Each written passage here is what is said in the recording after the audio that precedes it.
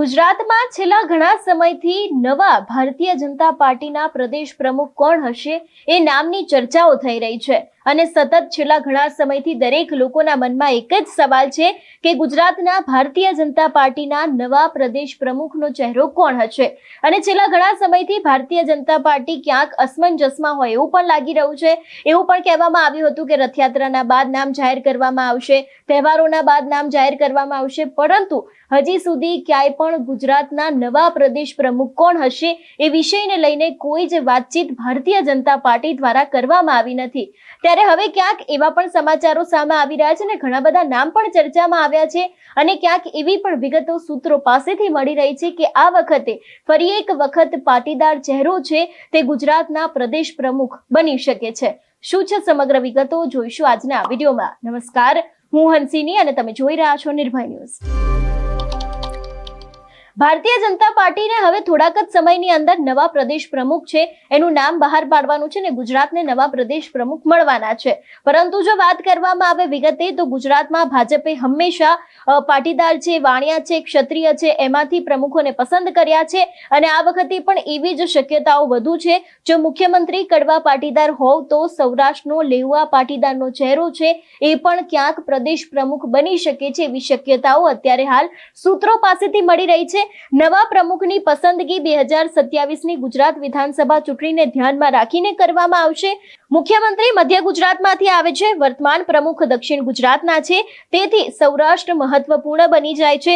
વિજય રૂપાણીના નિધનથી સંગઠનમાં સૌરાષ્ટ્રના નેતાનો અભાવ છે। જો પક્ષના સૂત્રોનું માનીએ તો આ વખતે ઓબીસી સમુદાયમાંથી પણ પ્રમુખ બનાવવામાં આવી શકે છે એવી પણ શક્યતાઓ છે અને ઓબીસી સમુદાયમાં અગ્રણી દાવેદારોમાં જે જગદીશ વિશ્વકર્મા છે, મયંક નાયક છે, દેવુસિંહ ચૌહાણ છે અને પાટીદાર સમુદાયમાંથી દિલીપ સંઘાણી છે, જનેક પટેલ છે, એ લોકોનો પણ સમાવેશ થાય છે ને એની સાથે પણ ઘણા બધા એવા નામ છે જે નામો ચર્ચાનું કારણ બન્યા છે। આપણે અત્યાર સુધી જે હરિગીરી ગોસ્વામી છે એમના વિશે પણ વાતચીત કરતા આવ્યા છે, પરંતુ આ દરેક નામો ચર્ચામાં આવ્યા છે। હજી સુધી ગુજરાતના નવા પ્રદેશ પ્રમુખ કોણ હશે એના ઉપર નામના મોહર છે તે લગાવવામાં નથી આવી। જ્યારે રાજ્યમાં ભાજપના પ્રમુખોની ચૂંટણીનો માર્ગ આટલો મુશ્કેલ છે ત્યારે રાષ્ટ્રીય અધ્યક્ષના નામને લઈને પાર્ટી નેતૃત્વની સામે કેટલો મોટો પડકાર છે તેનો અંદાજ સરળતાથી લગાવી શકાય છે।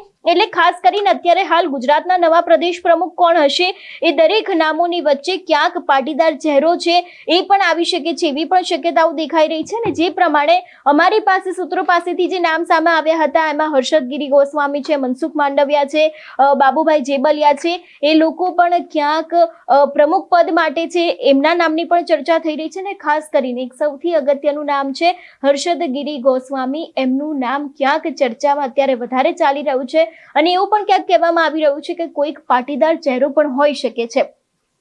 જ્યારે અમારા સહયોગી છે એમને જગદીશ મહેતા સાથે પ્રદેશ પ્રમુખને લઈને જ્યારે વાતચીત કરી હતી તે સમયે તેમના દ્વારા શું કહેવામાં આવ્યું હતું તે પણ સાંભળીએ।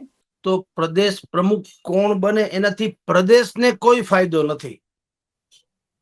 પ્રદેશ એટલે આપણે જનતા, એને કાંઈ લેવા દેવા નથી।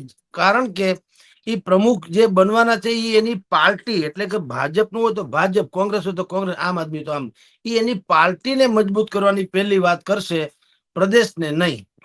પણ આ વિવાદમાં ચોક્કસ છે કે ભાઈ સરકાર પાસે પૂર્ણ પ્રકારની બહુમતી છે, વિપક્ષ નામે કોઈ હતું નહીં। ગોપાલ ઇટાલિયા તો ગઈકાલે એની કુપળ ફૂટી એમ કહો તો હાલે વિસાવદરમાં, બાકી વિરોધ પક્ષ નામે તો કોઈ છે નહીં। જે કઈ હતું એ ડબલ ઢોલકી વાળા હતા। જે શક્તિસિંહ બાપુ હમણાં વિદાય લીધી પોતે રાજીનામું આપીને, તમે આપણે બધાએ જોયું છે કે આ બધું કેવું ચાલે છે તંત્ર એકબીજાની મિલી ભગત જેવું।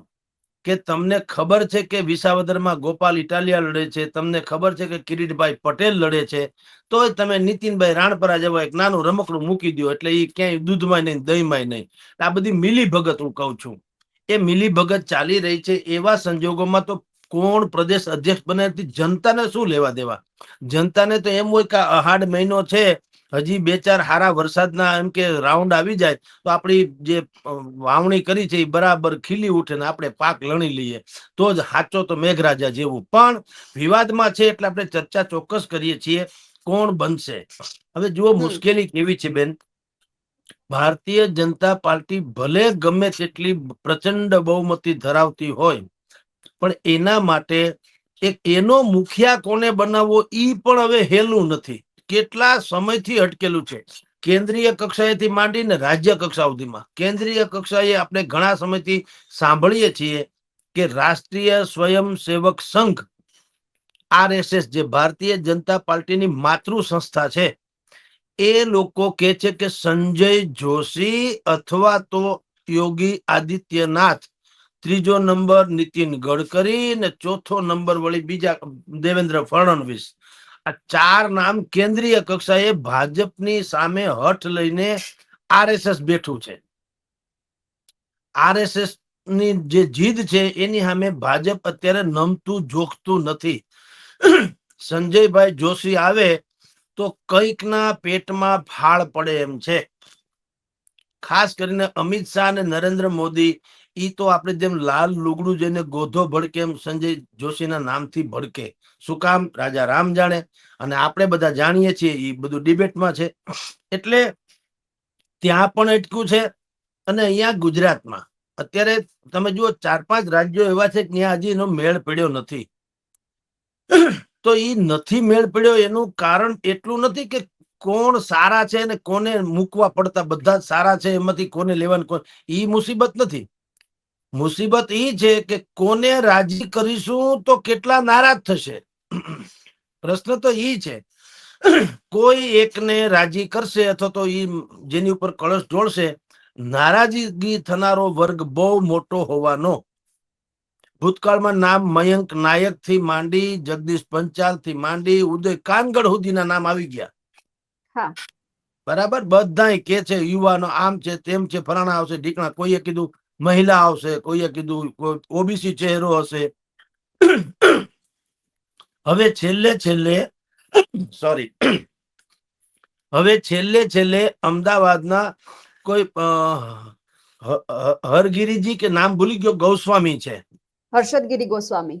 યસ, હવે એનું નામ આવી રહ્યું છે કે હર્ષદગીરી ગોસ્વામી જે છે એનું કદાચ પાર્ટી એટલા માટે, હવે ઈ કોઈ ગ્રુપ, આમ તો અમિત શાહના માણસ ગણાય છે ખાસમ ખાસ, પણ છતાંય એના વિશે થોડી કોન્ટ્રોવર્શિયલ વાત ઓછી છે.